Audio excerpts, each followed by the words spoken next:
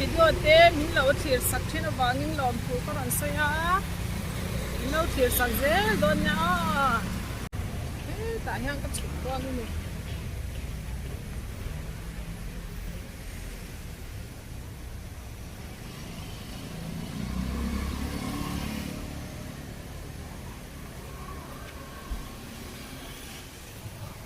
Zara kan kalang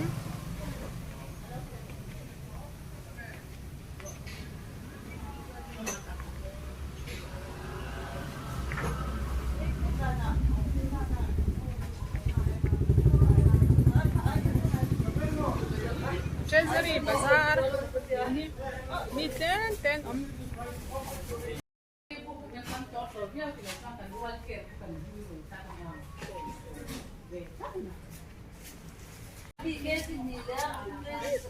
cả lâu lòng về rồi in sai thế á nó in sai thế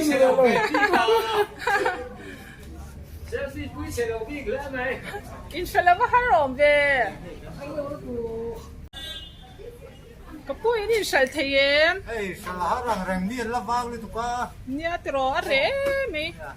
mà sẽ hay này thêm tối luôn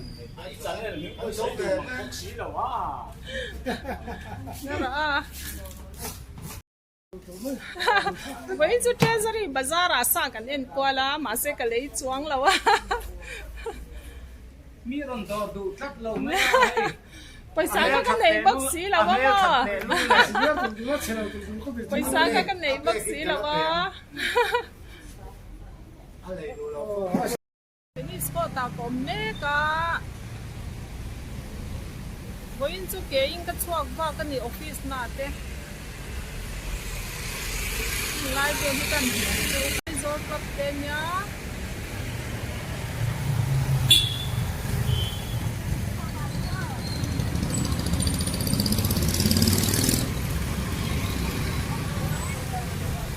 ka video te min lo thir sak chin awangin ka lo me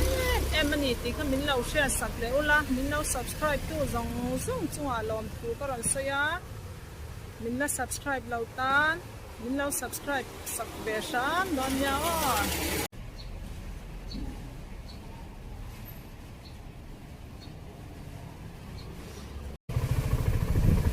kan nau tel to kin min pura ni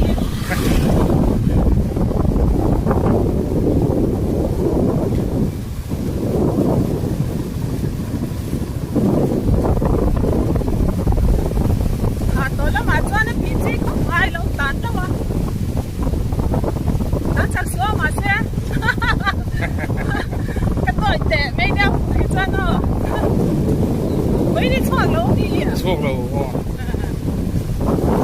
chuộc lâu đi được kia mani ấy khá là tạt tạt thịt này cái gì nghe phụ đây tôi chắc là ya phụ hi càng cắt tôi biết không đàn lâu đi nha mọi thằng ấy không biết rồi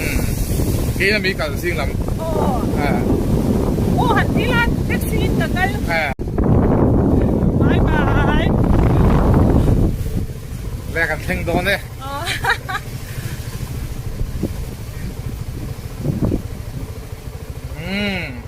có hành động em ôi sang lên tụi á